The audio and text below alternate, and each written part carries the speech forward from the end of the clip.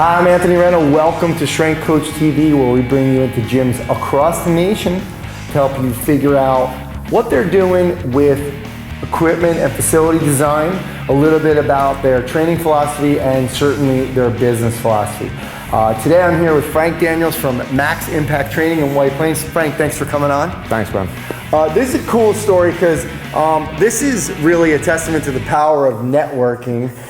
Frank had watched some early Strength Coach TV episodes, knew the Strength Coach podcast, and we live close to each other, didn't know each other, have a lot of mutual friends actually, we found out later. But he came up, I was sitting in a pizza place, and he came up and introduced himself. And we've become good friends. We've done a lot of different, like just going to lunch, talking about business, and here we are today. So it's definitely the power of networking. It definitely works.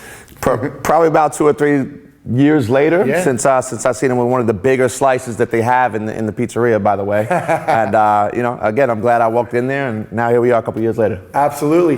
And I want to start with that time, Frank, because at that time, you were, I don't want to say you were wandering the streets, but you had a successful boot camp company training, and but you were doing it at a couple different locations, and this was something that you were interested in, and soon after you came over to check out my facility, you were looking at different facilities. We've talked a lot about locations and rents, et cetera, et cetera.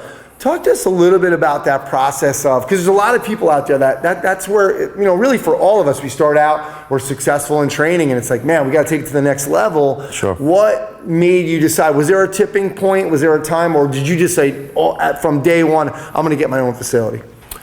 I probably went into training and running my own boot camp programs. Like when I was doing boot camp, that was a fresh thing. So people were just starting out doing boot camps in parks, doing boot camps in renting space, which I was. So I started renting space or subleasing space in a boxing gym over on Ferris Avenue, Westchester Boxing Club.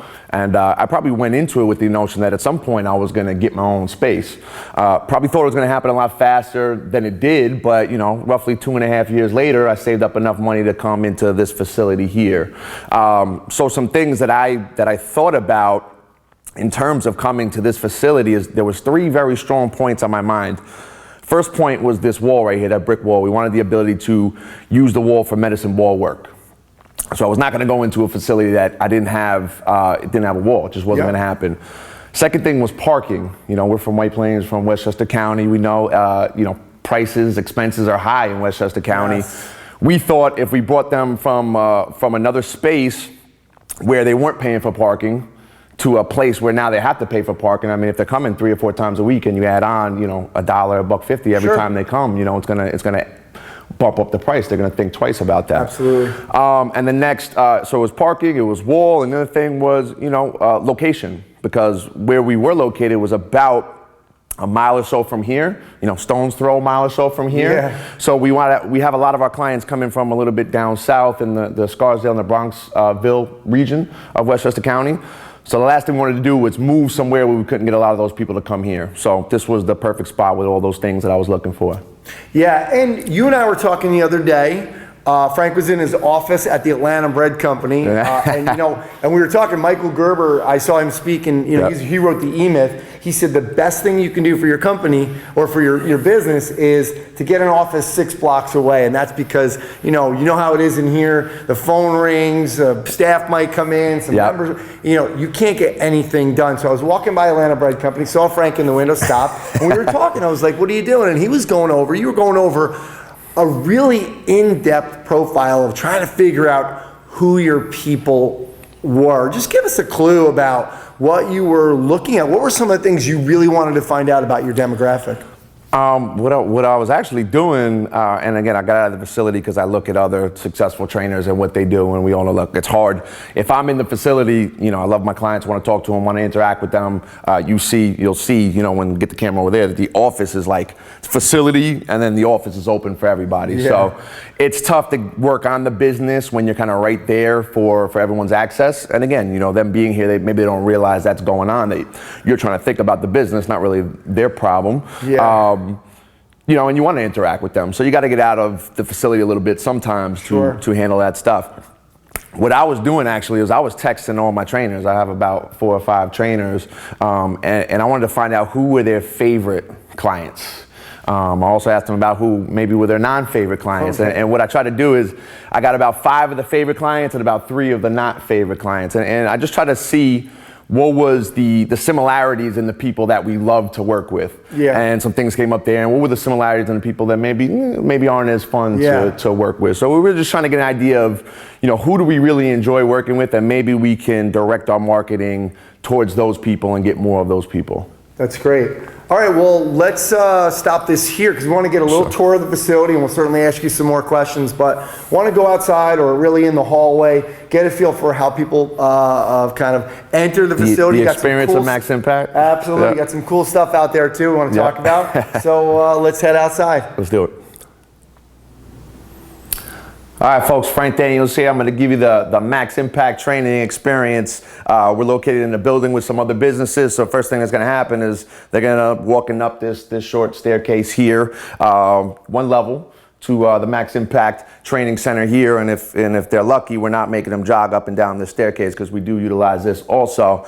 But once they come in here, we have the bathrooms kind of located there, public bathrooms for them to run into and out of, and get back into the gym and get to training, of course. Cool. And that's outside. That's the parking lot. Again, no paying for parking, which if you know this area, everything in White Plains is paid for parking. So we're lucky enough to get the parking lot and the street access so they can come here, park, no payment, and just get themselves going up in Max Impact.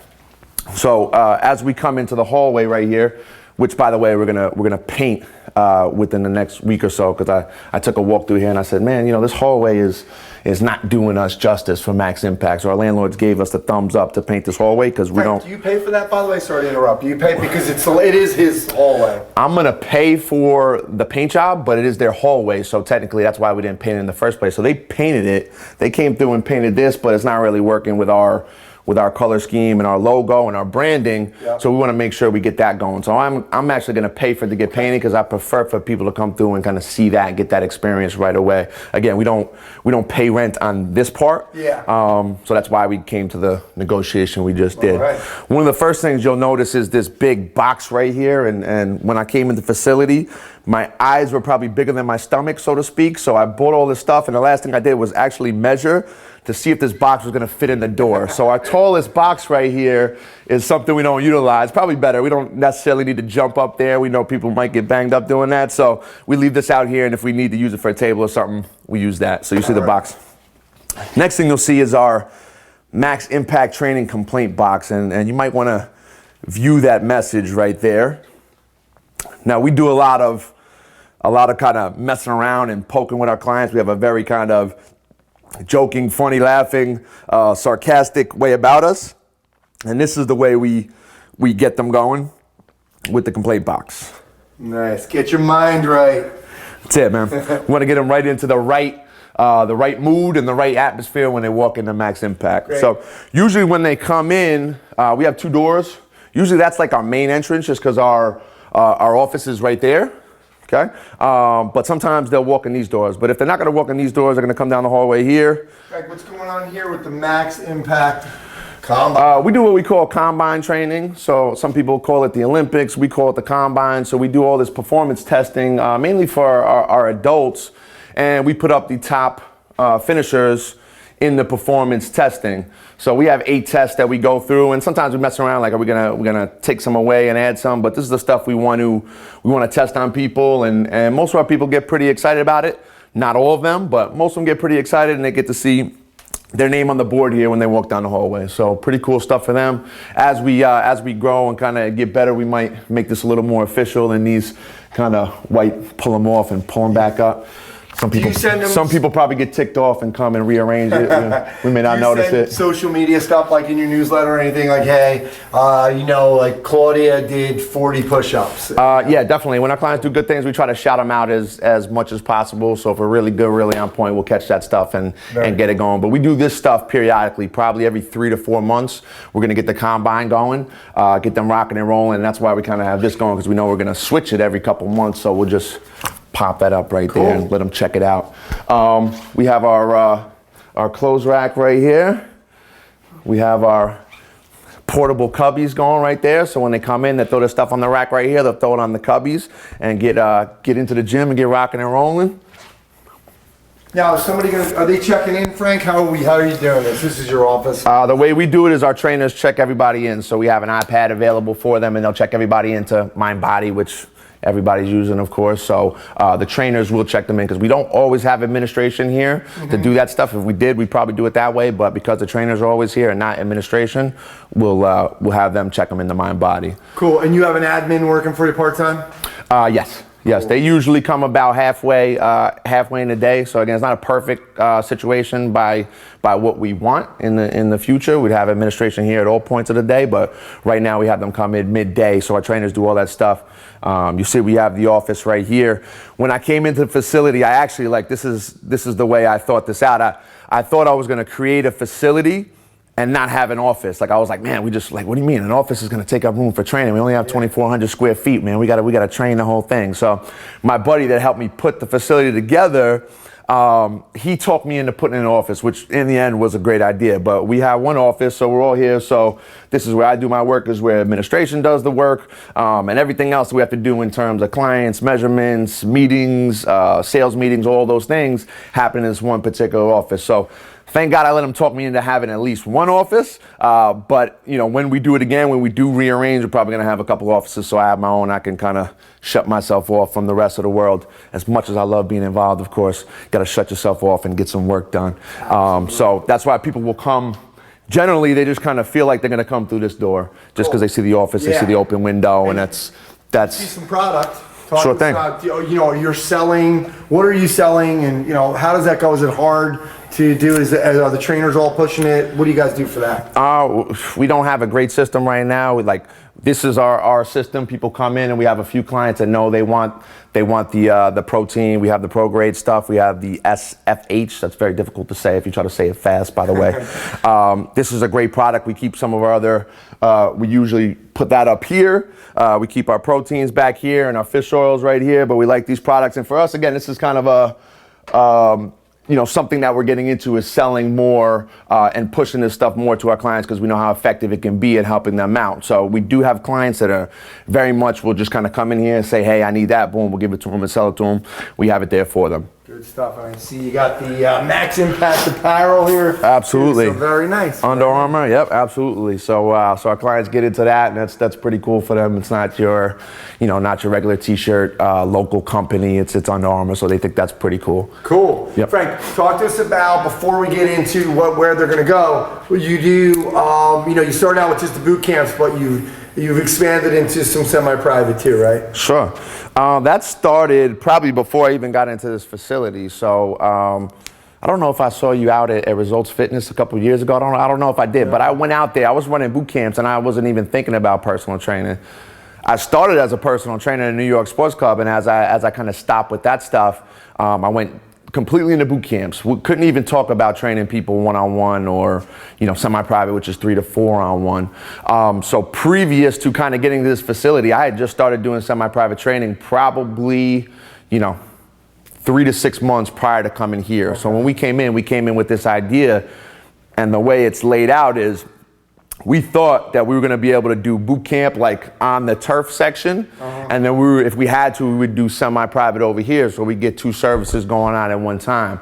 Turns out, as due to our space and how popular our boot camps are, if we're running boot camp, we only have room to do boot camp. If we're doing semi-private training, we pretty much only have room for that. So we'll probably get, we have times where we have 40 people in a boot camp session. Wow. So that'll fill up. When they're warming up, that fills up the whole turf area. It goes that way, and then we sometimes get people over here also. So we end up using the whole space. So what we thought was going to be 2 services at once, right now is just 1 service. Yep. Frank, I see. All right, so let's talk about the warm-up. People come in for the boot camp. I see you got a lot of foam rolls over there. I also see, we're going to zoom in over here.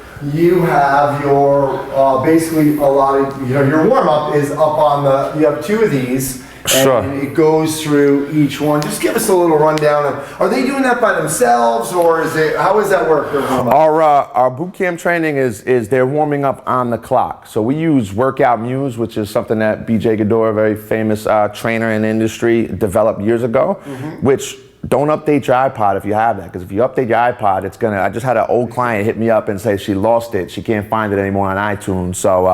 So we love that application. I've been using it for years.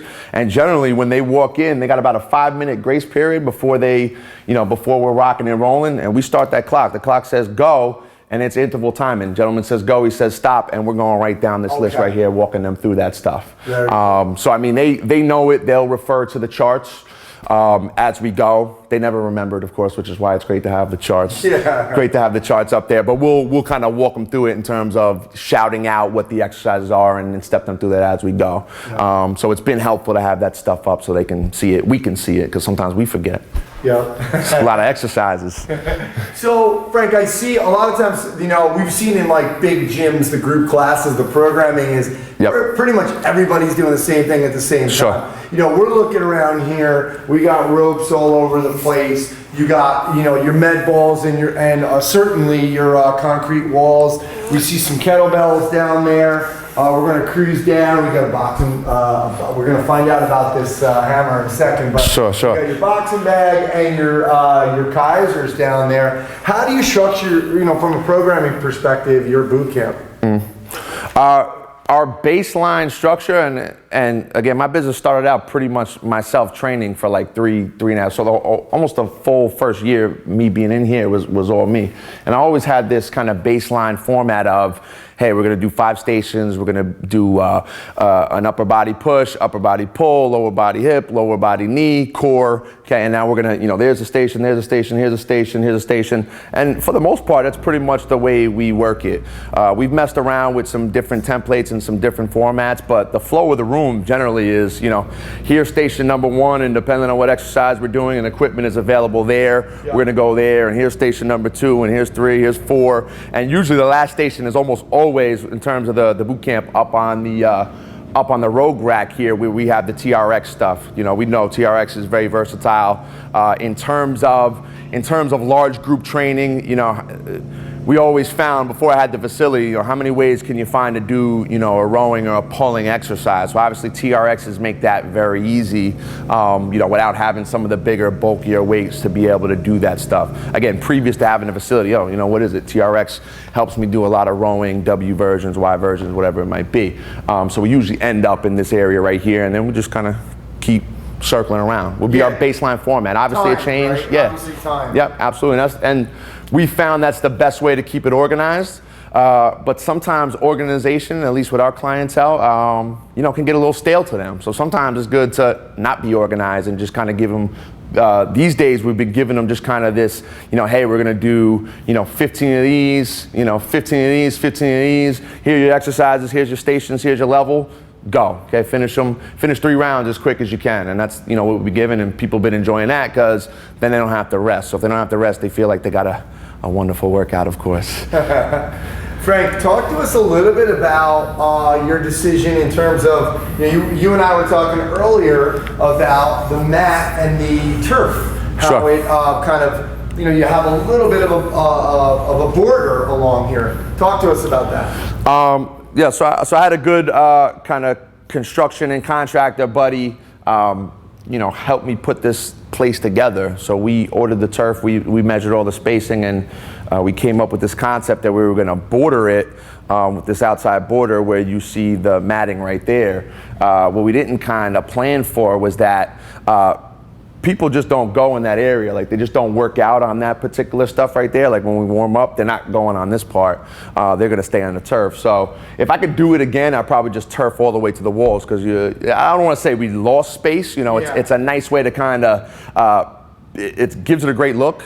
Don't get me wrong. And it's a nice place. Obviously, we're throwing our kettlebells over here. We're throwing our dumbbells there. We throw a lot of our equipment. But if we could, we would probably save ourselves or get another, 1.5 feet of space all the way around, and maybe even get more people in here. So at some point, we'll probably even just go in and just re-turf that area. Okay, cool. Now I want to talk another thing about, and that's music, because I know especially in group classes, that's an important thing. Yeah. And one of the things, I think people have a misconception sometimes that you have to have this crazy system going on. Sure. And what is it? Is that a Bose? That's a Bose. So what do you got? It's Bluetooth?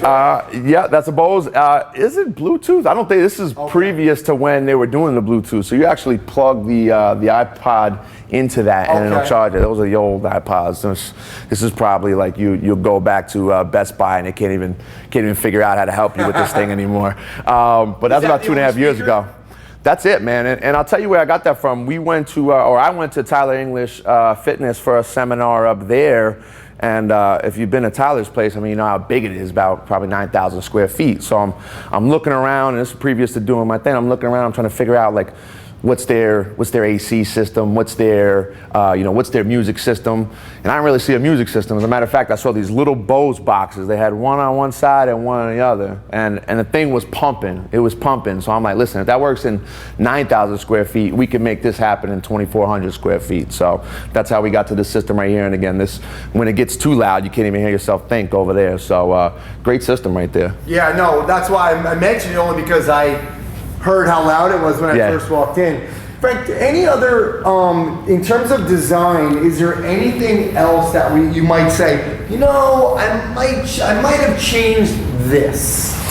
Yeah, we probably would have thought about being on the second floor, because one of the other things that probably my only issue with this particular space, because it's not the location, it's not the rent money, because the rent money is great, and we talked about how expensive things are and what that is, and we'll maybe discuss that in a second, but being on the second floor, so if you'll see that I can, like, you almost feel the whole place reverberate, right? So we get a little bit, I mean, it's not like we have a ton of clients that lift a lot of weights. Like, you know, I'll come in here, deadlift, and I'll put some weight up, you know, and we'll drop it, and you'll feel that, but we haven't cracked the floor yet, so that's the beautiful part. But I remember the guys were drilling. They were drilling this stuff, and I remember at some point they were like pushing, boom, and the drill went right through. It was probably about 5 inches. So we're probably on 5 inches of slab.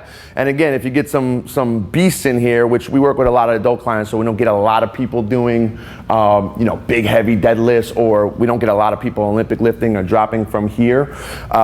That type of stuff, I'm just a little, especially the Olympic stuff, I'm a little cautious. Like, you know, are we going to drop that weight? Are we going to not go through the floor, but maybe just crack the crack the surface here. So we're thinking about moving into the space next door and expanding. So I'm already talking to people about how can we doctor this problem. If we're going to stay on this particular place, how can we doctor this issue of, you know, look, if we want to drop weights from here, we want to drop weights from up there, how can we get that going? You know, is there a way around what the architectural design of this second floor is? Yeah, and I know, talking to the guys over at Focus Personal Training in New York City, they are on like the 7th or 8th floor, I forget, but I went down there, we're gonna do an episode with them, but they had to redo their floor because they have a dentist underneath them, and they're working all day there because they're a school. So basically they had to redo the whole floor at their expense and raise it like 3 inches, and they still can't throw the medicine balls around. So, and you know, like I said, I'm going to talk to them about that on their episode. But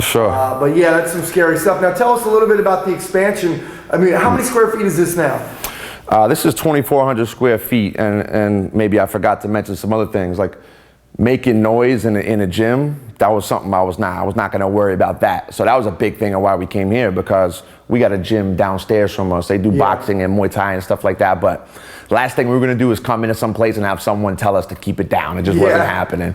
So that's why we ended up in this space right here. And we also ended up because we have open space next to us. So, you know, this is 2,400 square feet right here. Then we have the hallway. You're going to add a few feet there. I think there's about, you know, the same space exists over there and nobody's in it. So we know if we need to, we're going to move into that particular area. And what would you do there? I mean, because, you know, obviously you're doing some good numbers on the boot camps in your group training. You already have, you know, some people in the semi-private. What, you know, would there be a focus over there? What would be the direction? Would it be more of the, you know, semi-private over there and more of the group over here? How would you work that? Sure, yeah, exactly. Because what we could do is kind of take all the kind of heavier weight equipment and move it that way. So if we look kind of right here, the bathrooms are located. I want to say this would travel around in a horseshoe fashion. So I think what we could do, and I've always been looking at, is the office would be out, and then we would move the office to the front corner of the rest of the building. So we'd have, office there, administration office, whatever else we needed to do, meetings with clients, measurements, sales meetings, whatever it might be. But we would probably have one straight shot from wall to the other end of the building where we can line this turf up also. So we'd have a big, a longer turf surface than we have right here, which is about 20 yards. 15 yards. We'd probably have about, 30 yards going that way. Yep. So if we needed to, sprint a little bit more, we can open it up. If we need a longer, longer runway for sleds, we can open that up. We can also move, again, this weight equipment and kind of bump it this direction so it meets the back of the bathroom right there. Yeah. We talked about structure of the facility, something that's on our mind if we want to lift weights. So we see we have beam right here. If our heavier weights were located towards the beam right here, we're probably a little bit happier with that. So again, we got to talk to some engineers and see what they think about doctoring that, but we probably maybe have to raise a floor and get some of our heavier stuff that we're going to drop weights from a distance at least, raised up a little bit so it's not contacting this surface directly. Again, I do a lot of deadlifts. I do 500 pounds. I usually try to do it around the beam right here, but you see if you're a business that wants to have a lot of people crank out weights, you're thinking about how you're gonna doctor that. Absolutely. Frank, talk to us a little bit about your marketing, because you're, like, for me, I'm 5 Fitness. I don't really have a lot of competition in terms of golf, etc. Sure. We have Crunch, we have Planet Fitness, we have Blink, all of the kind of, low monthly budget facilities. We have a UFC that just opened in White Plains. We have so many little boutique places now. Definitely. A lot of competition, absolutely. Yeah. How is, in terms of that, what does your marketing structure look like? And have you had to kind of, have you felt any pressure from the proliferation of all these gyms? Sure, absolutely. You look at it and you observe it. And obviously if you look at CrossFit, like I look at CrossFit, like I've never figured out a way to really do it, but I like a lot of the stuff they do. So as like previous, maybe a couple years ago, I would just kind of ran with everyone and say, oh, CrossFit is crazy. It's a great marketing tool. So those gyms are really kind of blowing up because they're on ESPN, they got Reebok, they got all those things. So I think if you're a CrossFit, you have automatic marketing that's working for you. UFC, again, kind of big name, big brand. Max Impact Training. Boot camp, people know us as boot camp. We're messing around with changing the wording of the boot camp. We know that's kind of came, that's kind of went. So we're thinking about this. We're team training, we're large group training. But I think our direction, Max Impact, is this kind of performance-based business, and I think we're going to start running a lot of very specific programs based at people. Run at people who are very performance based. So for instance, I'm working on an injury-free running program, where we're gonna get people who are just adult runners who, they know they get banged up with their knees, with their hips, whatever it might be. And we're gonna put them through a program, an 8-week program, and try to utilize those types of things to filter people into our kind of longer term programs, our semi-private, our large group boot camp type training. I've always been doing the newsletter and education that way. So anyone that we speak to obviously goes into our newsletter. We're looking at Facebook ads and how we can utilize that to expand our list. We always view that as a big thing. So if we can get anyone's information and consistently be on top of mind with them, market to them, that's one of our bigger things. And obviously we run those special programs, challenges, things of that nature. We're able to get a lot of people through those things because of that newsletter list. Absolutely. You and I were talking the other day too about this idea of culture. And that's a big part of keeping people, which is also important. Yep. You did a good job getting them in. You got to keep them. And you've been starting to work. You guys did a Spartan race together. So let's talk a little bit about that, because I want to go over here and just show everybody, Frank, what are we looking at here, man? One of my trainers, Mr. Sean Cooper, who I think is for the record, he's going to be one of the best out there when it's all said and done. Young kid just came out of Albany, was a decathlete at Albany, 4-year track guy. His first kind of season out of college working with us.